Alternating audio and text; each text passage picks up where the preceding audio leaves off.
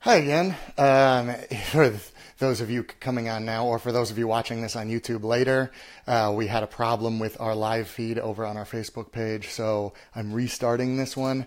So all of this stuff I'm about to say, people heard already that were watching with us live on Facebook. We have posted the schedule. If you're watching this on YouTube or on Facebook, look in the comments below. We will post the schedule again for this. What we're doing here is a Harry Potter film rewatch. Most of them will be the Harry Potter movies that you can see in the Universal Orlando theme parks and somewhat in Universal Hollywood. But I'm going to add my partner in crime, Angela, in right now. And there she is again. Hello. Better this time? Yes, I see you. Okay, You're good. good. Yeah, I just closed Facebook on the phone completely and then restarted it, but it took me a while because I had to type in the whole title of this again. I'm used to my Android where it's all swiping, so when I do it on the iPhone for this, it takes me a while because I have to poke at everything. But yeah, so to go over again for anybody that's going to watch this video later or that is watching on YouTube later. I'll go over it quicker this time because the people who are watching live have heard this already. But the point of doing this rewatch is because both Angela and I are super big Harry Potter nerds, and we are both visiting Universal Orlando over the summer. Angela has never been. I have been there before, but I haven't seen a lot of the Harry Potter movies in a long time. So, and Fantastic Beasts, I had never actually seen all the way through until we did this. So, yeah, and the reason we decided to do Fantastic Beasts first is because it's chronological. This happens about 70 years or so before the events of the first Harry Potter book and movie, and because it's going to be different. There's not really any theme park component to this. It's a completely different type of story, although tied in very heavily with the Harry Potter stories, which we'll talk about in a minute. But so, Angela, you said you've never seen this before. What are your first impressions of Fantastic Beasts and where to find them? So with Brian and I, we normally have completely different opinions, which is why I think we make a really good team, because mine are usually negative. Yeah. It's good. You know, we have different opinions, so we give you guys two sides to consider. But in this case, for the first time, we actually had the same opinion. We both really weren't too crazy about the film. Yeah, I brought her to my side this time. I know. I normally try to stay kind of a glass half full or play devil's advocate, and I don't know. I just didn't really like it that much. There were things I did like, which we will talk about, but overall, it just didn't have the same feel as the other Harry Potter movies, which, you know, it's not going to, and I kind of knew that going in, which was probably why I feel a little more negative about it. But, yeah, there are just certain things I didn't like about it, and there's certain things I did. But overall, it was just an okay movie. It wasn't a terrible movie. It was well done. It was just okay. Yeah, and I guess that's kind of how I feel. There are things I like about it. There are some things that just don't really make any sense to me. But I didn't mind it. I'll see the second one when it comes out. There are going to be 3 to 5. I think originally this was supposed to be a trilogy, and now J.K. Rowling, who wrote the screenplay to this, by the way, has said that there's going to be 5 of them, I think, now. So, so I guess we'll see where that goes. But I'll see the second one, and I'll talk right at the end of this. I'll talk about there's like casting info and stuff for the second one, so we know kind of where it's going and who's going to be involved. But I'll do that right at the end because that will be a spoiler. If people don't want to know, they can just drop off then. But for the record, for all of these rewatches, we're going to do our best not to spoil ahead. So if for some reason you aren't familiar with the books or haven't seen all of the movies and are following along with us, we're going to try not to spoil anything that we aren't talking about right now. Obviously, we're going to spoil Fantastic Beasts and Where to Find Them in this one. We are going to mention some small things about the Harry Potter books because you have to, talking about this, you'll see what I mean. But we're not going to give away any like really important information from later. So I guess what I'm going to do is just run through like a really quick plot summary of this first, and then we'll kind of go back and talk in a little bit more detail about some of the things. I have Wikipedia open right here to help me out with this. A couple things that I want to say before we start. Mm-hmm. First thing, we have 2 new podcast episodes out that if you have not listened to, please do so if you're into podcasts and you want to hear more of Brian and I and you're not sick of us yet. We have 2 new episodes out, so please go check them out. We will link that in the comments, either during this broadcast or afterwards. Also, when we discuss Harry Potter and the Sorcerer's Stone, that's supposed to be next Thursday. I have a field trip next Thursday, so if you don't mind, we may be pushing that back to Friday instead. If that works for you. So let us know if you don't mind doing it with Brian, if you don't mind waiting for me, let us know how you feel about that. Okay, those are my 2 notes. And I think, and then after next week, it's going to be every other week. So every 2 weeks. And that's just because we both have other stuff to do. So I'm afraid if we tried to do it every week, we'd end up missing some. So this way it gives us a little bit extra time. And then hopefully in the off weeks, we'll go back to some of our regular Facebook Lives where we'll, talk about Disney stuff and take questions and things like that. So that way it won't just be all Potter all the time, even though we'd both be okay with that. Okay, you do the summary. I will upload our podcast link while you do that. Okay. And we did say this last time we tried this feed, but this is sort of based on a book. The book Fantastic Beasts and Where to Find Them is a textbook that everybody uses. There it is right there. Wait, right there. Which way am I pointing? And it is a textbook used by Harry and his friend and all of his classmates at Hogwarts School of Witchcraft and Wizardry. You can buy the textbook, as Angela has, but this movie wasn't really based on anything in that book other than that Newt Scamander, I believe, yes. Newt Scamander is the main character, I guess, and discusses that he's writing this book. So we start with Newt Scamander. It is 1926. Newt Scamander is British and has already attended Hogwarts School of Witchcraft and Wizardry, where he was expelled, which was mentioned in this movie a little bit later. He comes into New York on his way to Arizona. He ends up coming across a nomad, which is apparently the American term for muggle, which I'll complain about in a minute, named Jacob Kowalski, who is a wannabe baker. They unwittingly swap suitcases. Of course, Newt's suitcase is magical and contains all manners of magical creatures, which leads to some sort of chaos. And some of the magical creatures get loose. A former Auror, that is a dark witch or wizard catcher, Tina Goldstein, she has been demoted, and she finds Newt and realizes that his creatures are out, takes him into the headquarters of the Magical Congress of the United States of America, which is the American equivalent to the Ministry of Magic.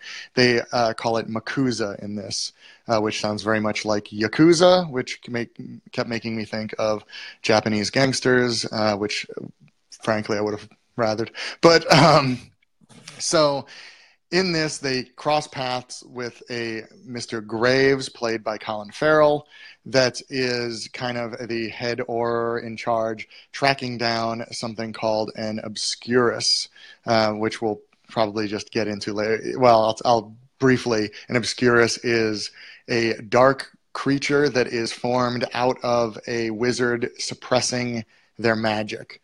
So this is a very powerful one that is wreaking havoc across the city. The rest of it, I don't need to go into in detail right now. Newt basically spends the entire movie tracking down his creatures, and they kind of are also tracking down this Obscurus. In the end, they capture the Obscurus and find out that Graves is kind of a bad guy, which I won't ruin quite yet. We'll get to that in a minute. But and everybody is happy at the end. They catch the bad guy. They defeat the Obscurus, and Newt catches all his animals and gets back on the boat back to England. So that's kind of, yeah. This is a hard movie to describe, actually. So where do you want to start here, Angela? Do you want to just kind of start at the beginning, or do you want to go through some of your bigger likes or dislikes with it? Well, first of all, like, you were doing the summary, and there were so many things that I wanted to comment on, and I Me too. Because yeah. we needed to get the summary out of the way. So the first thing, with Harry Potter, I guess I started watching them so young because I started reading the books in fourth grade or whatever. So you were right about Harry Potter aged when the books were coming out, right? Yeah.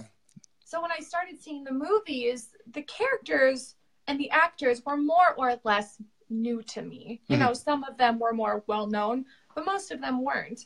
So seeing Fantastic Beasts and seeing, Colin Farrell and Jon Voight, and then the one at the end, which I'm not going to say because he was a surprise to me. Yeah, and we will say it by the end, but, We'll say it by the end. It kind of pulled me out of the magic because I had seen them in so many other films, and it was kind of like, well, why are they in the movie? They don't really... they've been in so many other things. Is it because they wanted to be in a Harry Potter movie? It just kind of pulled me out of the magic because I was like, wait, what are you doing in these films? Plus, like you were saying when we were talking earlier, they take an Irish guy, make him American, and then they take an American. Then later there's an American doing a British accent. I really, and this won't be the last time I say that. The surprise person at the end and Colin Farrell, I wish had switched parts. I do too. I think that would have made a little more sense. Because I like Colin. Now, see, and that I think some of that is because you were younger. Because, for me, when the first Harry Potter movie came out, which I think was 2001, I was already out of college then. So I knew who like Adam Rickman was. A lot of the adult characters in Harry Potter I was already familiar with from other things, and it didn't. So stuff like that doesn't necessarily bother me. I like Colin Farrell a lot, actually, in most things. I thought he wasn't very well used. I think Eddie Redmayne as Newt Scamander actually played a really good part. He came across as very convincingly awkward with people and not with animals, which I think is exactly right for that part. But I didn't. The acting in general, I didn't have as much a problem with. Some of the characters I didn't like. We will talk about Tina Goldstein excessively in a minute, I'm sure. But my biggest problem with it, and it's one of those problems that's a little nitpicky. It's not. It didn't necessarily hurt the movie, I don't think. But it's basically two movies. It's the story of kind of the rise of Gellert Grindelwald. And it's also a story about this kid who is an Obscurus, which, by the way, they said Obscura, Obscurol, and Obscurus at different times of parts of the movie, so I have no idea which one is correct. Wikipedia says Obscurus, so that's why I'm saying that one. But that's what I'm saying too. And so that's one movie, and then there's the Fantastic Beasts part, which is Newt going around catching all of these beasts and trying to teach these American wizards and witches that the beasts won't hurt them and that there is value in them, because they apparently don't allow magical beasts in America, nor do they allow any interaction between wizards and non-magical people. Yeah. And I'm going to say muggle the whole time because no-mag is a stupid word.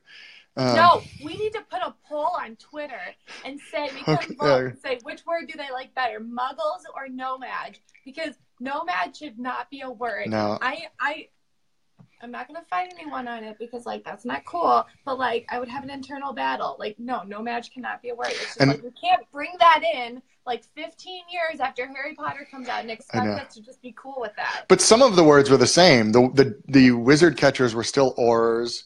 There, Yeah. so I don't understand why some of the words were the same and some were not. But I mean, either way, and I guess that's the same. Like, you know, people it in is. Yeah, England, they have different lingo than yeah, we do. that makes Somewhat, that's sense. the Yeah, same. But yeah, but no, I agree. well, The two stories weren't cohesive. Danya here makes a good point about the obscura thing. She says, are they plural versions of the word maybe? And I think the obscurial, I believe, is a person who contains an obscurus, as far as I could tell, the way they were using them in the movie. The Inquisitorial Squad. Yeah, so Yeah. I think that's some of it, but they didn't really ever say, like, I don't know, the way they were using it seemed to be almost interchangeable, so I'm not sure, but it's If they had not a really book important. that you could read beforehand and then be like, oh, like in the book they explain that more. Well, Then yeah, you obviously get away with it it. helps, and there might be a novelization of the movie out there. I didn't actually look for that, but that seems like something that would exist.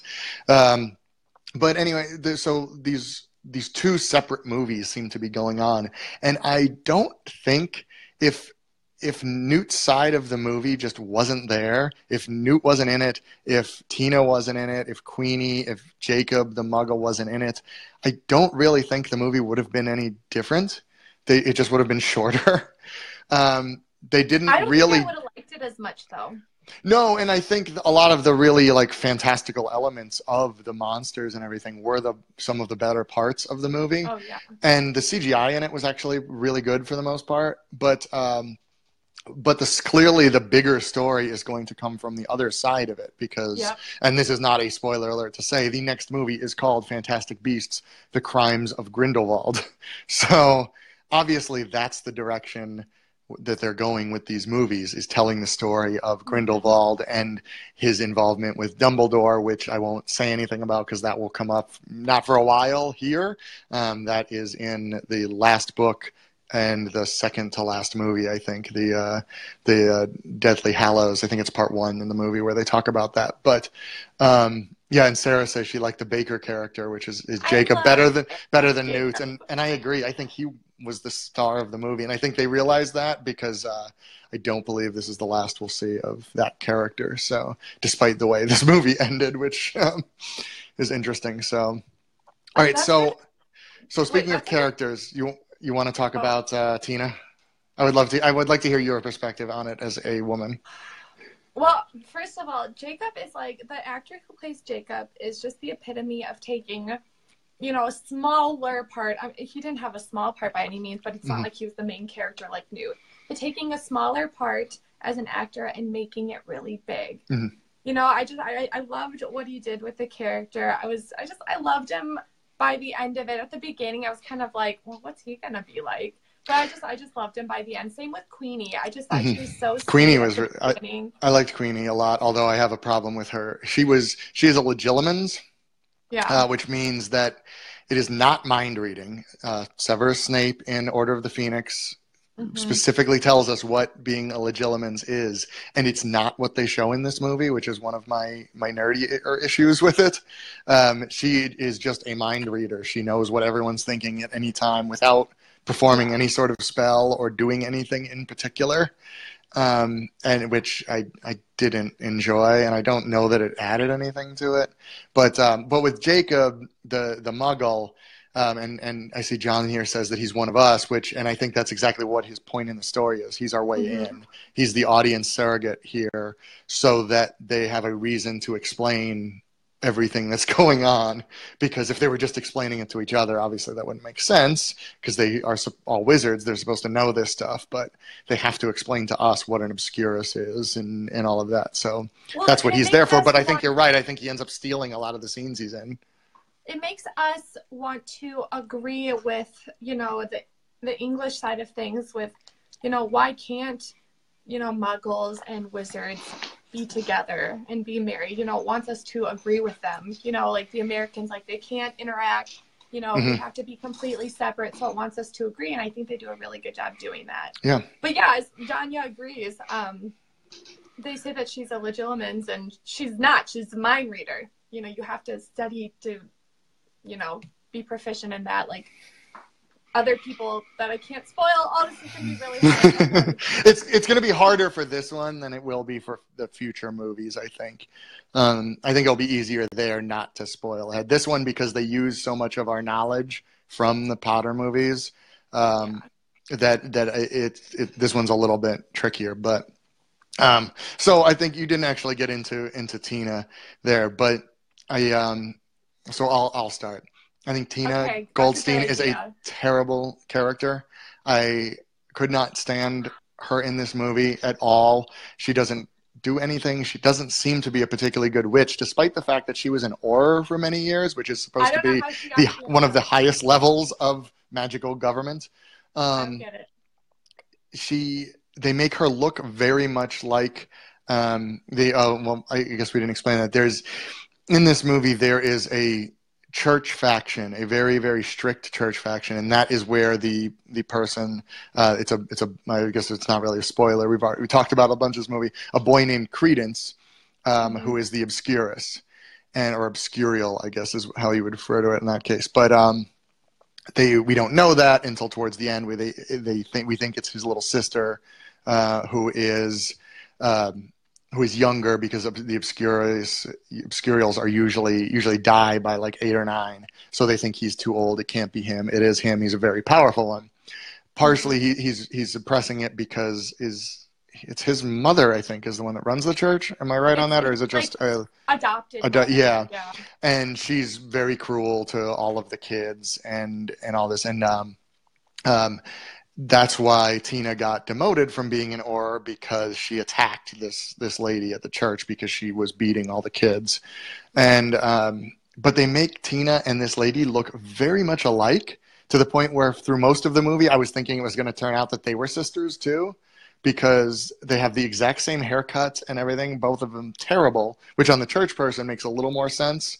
But she's a witch. She doesn't have. She can do spells and like. Can she? Like, magically showered and dressed. It's like, come on, Tina. Like. Well, I think she's supposed to be in a very bad place in her life when we meet her in this movie, but she just seems too dumb. Like, she's supposed to be kind of bumbling, but it just doesn't make sense then that she was an Auror. I mean, she's been told to stay out of the Auror offices, whatever they're called, the magical law enforcement. They don't call it that. That's the British term, I guess. But I don't remember. Magical Congress or something. Well, that's the whole thing is magical the MACUSA, the Magical Congress of the United States, which, by the way, their headquarters looked really rad. That was one of the parts I loved, really cool. When she first took Newt to the headquarters and gave them the door people a code, I guess, and then when they walked in, it was a different building and it was all magical. That was a really cool part. Very nice. But she's been told to stay out of the investigation offices, yet she keeps just walking in when they're in mid-conversation. But I mean, it's not even like she walks in and is like, hey, I'm sorry, can I just have a word when you're free? She at one point she walks into their courtroom, basically, that is full of people from all over the world, and just walks in and goes, Madam President, oh no, like, is there no secretaries or anything? Like, why wouldn't she say to like an assistant out front, like, hey, can I have a word with the president when she's free? Like, Now, this is what John says. John says, J.K. Rowling said that Tina was an exaggeration of a woman in that time period in the United States. Of course, that goes against having a female president of MACUSA. Yeah, a minority, like a person of color female president too. Which, I understand. I would much rather that than be time period specific, because if it's just all white dudes, then who cares? But yeah, like, then don't make her like. Her sister Queenie seems way smarter than her, yet she's the one who's like a coffee delivery person. Like, switch those two then. Like that. Well, Queenie got them, freed them, saved them. Yeah. At one point during the movie, I don't know. Tina is really just gonna have to prove herself during the sequel, because I am so unimpressed with her. She clearly impressed Newt during the movie. I don't see how, because it doesn't really take much to impress me, let's be honest. I get excited over a meal at Be Our Guest which apparently a lot of people do not like The Breakfast. Just side note, Yeah. I noticed that in the comments. But, you know, I like the meal. I get impressed easily. But, like, no, Tina, you're going to have to do better for me. Brian and I were not impressed. and I think that other than the fact that the two parts of this movie seem to be a little disjointed, my only other like real complaint is that there were too many characters that they thought meant something. And I think partially that's because this was J.K. Rowling's first screenplay. You know, she's used to writing huge novels, which obviously you can have more characters and develop them better in a screenplay that, and this is something that I'm going to bring up a lot as we go through these movies. When you have to cut down parts of a book to make a movie, that's common sense. And just shrinking everything down doesn't always work. So, and that's kind of what ended up happening here. The part that John Voight plays, which is a newspaper magnate, and his two sons play very, very little role in the movie. The one son is a senator hoping to become president. He gets killed by the Obscurus because he calls this kid a freak. Why he's so mean, just right off the bat to everyone, I don't quite understand. But so that makes that is an important plot point, because that's why the MACUSA gets more involved with this Obscurus, because he killed a senator. But his younger brother, who is really, really in the bag for the Second Salem is the church name. I don't know why he is there. John Voight doesn't seem to do anything in this movie. It seems like they could have had that interaction with the senator and these church people just on the street, and then showed him being murdered, and you could have cut out those other two characters completely. I agree. So that stuff is kind of interesting. Yeah, Inez, I think, I'm sorry, I'm having, the names are small on here. I think it's Inez says another point that was a little annoying, that although the story takes place in the past, the magic seems more advanced. And I can't see the rest of her comment right now. I can read it. Okay, thank you. More advanced and cool looking. Maybe it was because the original Potter series is focused on students. Maybe it's because Fantastic Beasts was produced so many years later. Yeah, and it could be because it was before the, rise of, Voldemort, and before all that stuff went down, and before Grindelwald, they say it different ways.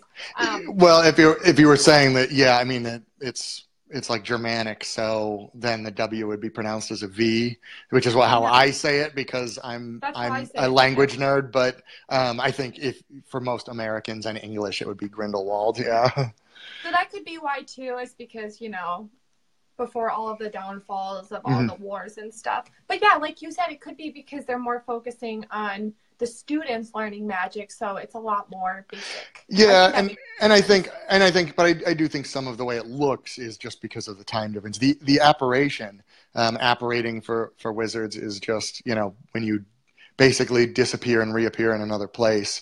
It's explained a lot more, especially in the books towards the end of the Harry Potter series. But Half-Blood Prince is the one where they really get into it. But I think it looks way, way better in this than it does when it's first introduced in the Potter movies. That's actually one of my pet peeves with especially Order of the Phoenix, is how they show apparition in that movie.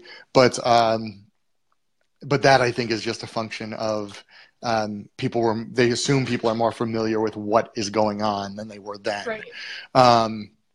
But the one right at the end, when they're containing the Obscurus and Credence, and Credence, right? Yeah.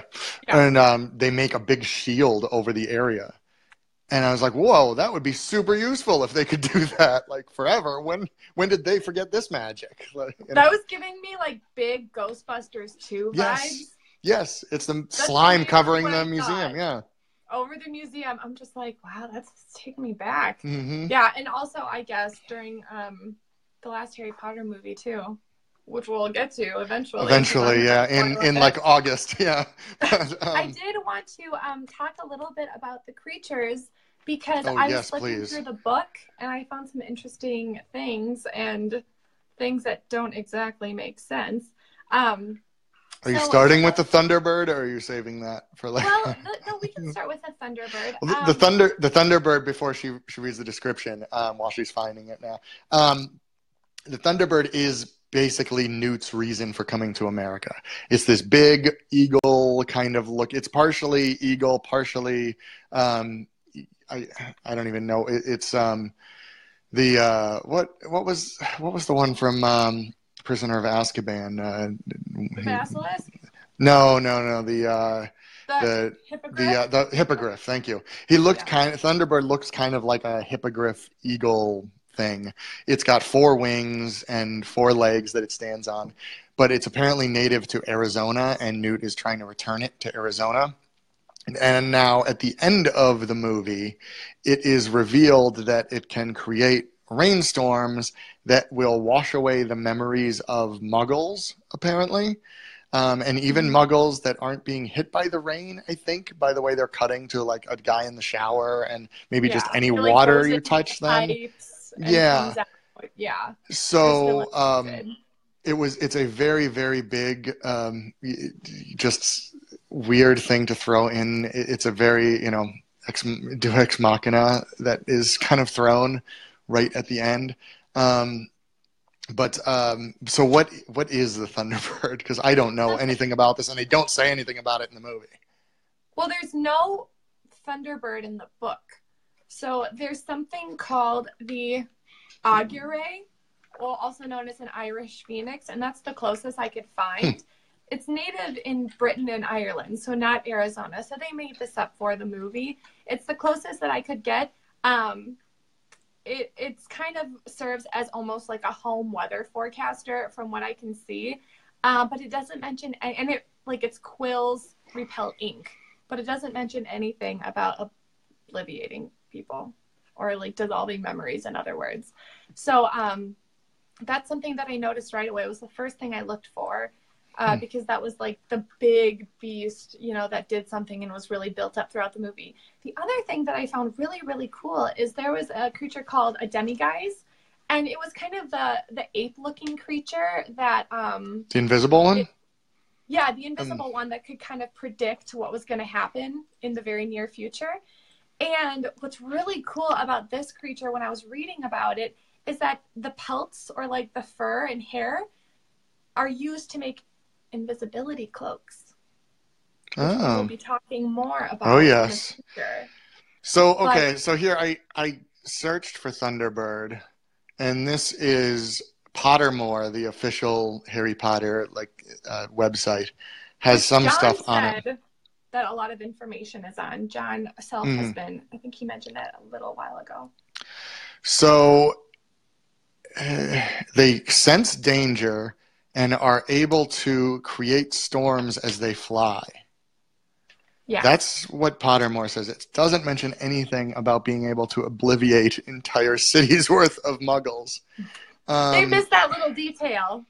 Yeah, which they have. It's a relative of the Phoenix. It has life renewing properties. It summons storms that bring life giving rains to the deserts. Yeah, I don't know that.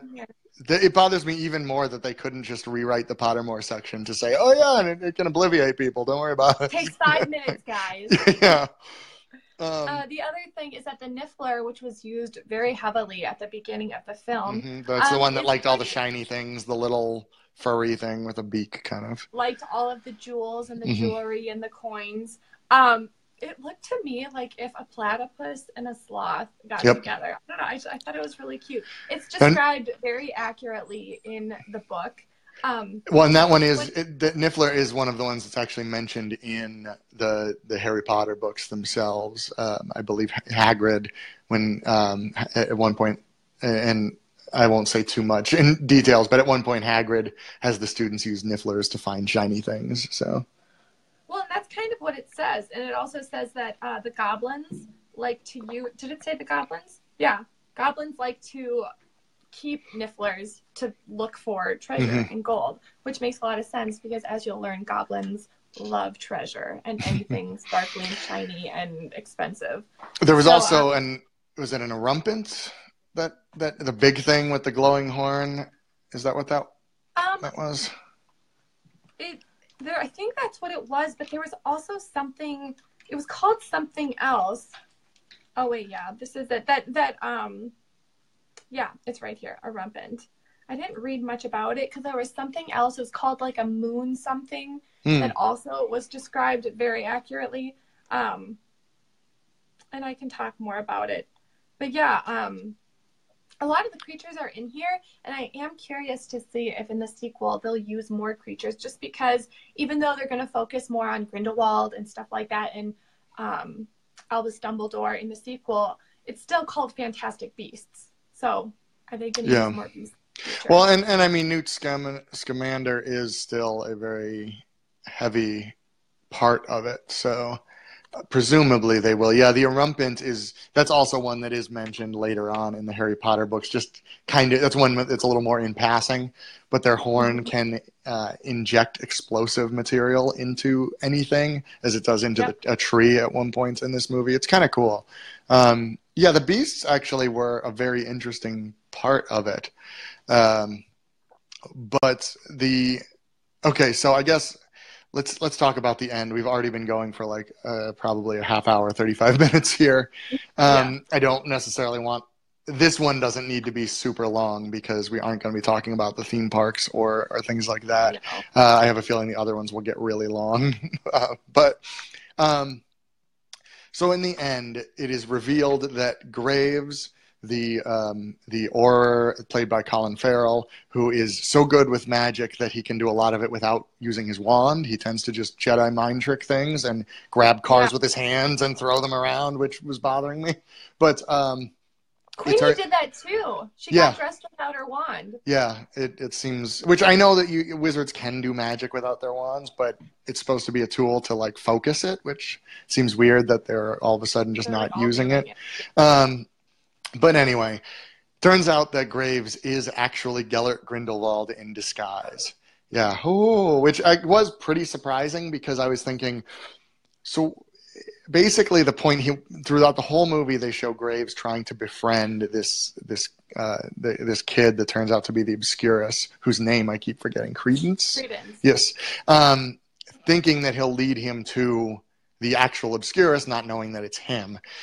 And so it just seems like a long way to go to presumably, because I assume he killed the real Graves and took his place. Because if he's been just working for MACUSA for like 10 years to move up the ladder to this point, that's a way, way too long to go. Plus, I think there's all those newspaper headlines at the beginning talking about Grindelwald and all this stuff. So it seems like he just recently came to America. So presumably, kind of a waste of time to just be Graves. But even if that he did just kill him and take his place, did he just wanted this Obscurus? Like that's it? That was his plan? Like it doesn't seem to make a lot of sense. Of power?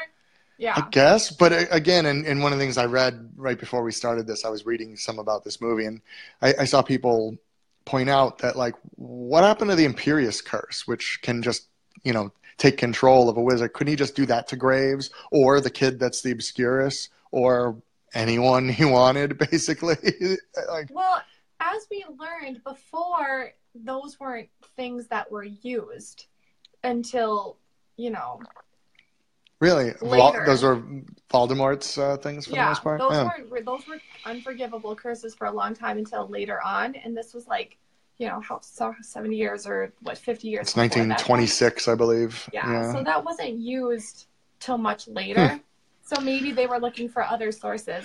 Although I would like to know what spell he used to just make himself look like Graves, because as far as we know, there's no spell. Yeah, but I mean, but then how did he just get revealed at the end by Newt? That's not how that works. You have to just wait for it to wear off. We know that from Goblet of Fire. So, or maybe he transformed his face. Yeah, maybe. I don't know, but Danya makes a good point, and it's anyway. I'll get to what I have. Danya said, I have a hard time buying Newt is the one you send after the most powerful dark wizard of the time. Yeah. And I think I do agree with that. I think that's where Albus Dumbledore will come into play in the next Well, book. that's in the trailer is out now for the next Fantastic Beasts, and that is one of the parts Or they the show movie, in the yeah. trailer. Or yeah, that's one of the parts they show in the trailer is Dumbledore, played by Jude Law, I think, Yeah. sending Newt like after Grindelwald, which And yeah, that's when I agree with you that I wish that they would have switched Grindelwald, It's- who is Johnny Depp. yeah, I didn't say that to part. that, Yeah, and Colin Farrell. I think Colin Farrell and Jude Law would have been a much better duo Mhm. to, especially because whatever. Grindelwald and Albus Dumbledore are supposed to be similarly aged. Yeah, and So that's a big difference. yeah. Unless like Grindelwald's power and like evil has like changed him and aged him and blah blah blah. Yeah, I don't know because when he changes into Johnny Depp, he's all gray and gray mustache and doing an English accent and overacting like crazy because it's Johnny Depp. Yeah. And the last line he says, they arrest him, although he says you can't hold me, which of course we know he can't. They can't because there wouldn't be another movie if they could. Or another 4 movies. Yeah. The last line he says, he stops at Newt Scamander I don't know why I can't say that name, on the way out and says, "Will we die just a little?" And then walks out. And I rewound it and put the caption on to see that. And yeah, "Will we die just a little" is what the closed captioning said, he said. And I don't understand that. Maybe we'll find out. I mean, I assume it's something Grindelwald's big thing, and this isn't really spoilers. This comes out all in the last book, Deathly Hallows, but it's not really any spoilers because it's all history stuff. But it's Grindelwald was almost the original Voldemort kind of. His thing was for the greater good, and it was that he wanted wizards to basically take charge of Muggles so that they could hiding. Yeah, so they could be out of hiding, they could rule, so I mean, I guess I don't know if that was him saying like, hey, we have nothing to lose, we can just kill all them, like we won't get hurt by the Muggles, which is 100% true. They keep talking about a war between wizards and Muggles, and I'm thinking, what war? The wizards would destroy them all. I know, it's like no contest. Yeah. What's when you read about the author, because they give a little summary about Newt, which you can't see. There we go. You can kind of see it. They say what his like proud accomplishments are. And nowhere does it say anything about Grindelwald. So, obviously they didn't know then. Yeah. They didn't know then. But they do say something about his wife, Porpentina, and their pet measles. All right. Well, you know what? Why don't, since this is going long, let's jump, because I have something to say about that is going to be now. I'm going to shift. I'm going to talk a little bit about the next Fantastic Beasts movies, which comes out in November of this year. So if you don't want to know anything about it, this is a good time to jump off. And thank you all for watching if you're leaving now. So here's what we know about the next movie. The trailer is out for it already. They show Dumbledore, they show Grindelwald, still played by Johnny Depp, and they show him sending Newt Scamander. I'm going to do that every time. After Grindelwald, still played by Eddie Redmayne. Tina Goldstein is back. Jacob Kowalski is back, even though at the end of this movie he does get his memory wiped, but then meets Queenie again, and they smile at each other, and there's evidence based on what he's baking that he still kind of remembers. So I don't know if they're going to restore his memory or just go, but they're bringing him back, which is a smart move. Him and Queenie were probably the best characters in this. Exactly. They are also. They are also bringing back Credence. I just saw that just now. Ezra Miller is playing Credence Barebone again. They do show very poignantly a piece of the Obscura kind of floating off right before they reveal that it's Grindelwald. So presumably he can regenerate. It says he is being said to return in a mysterious way.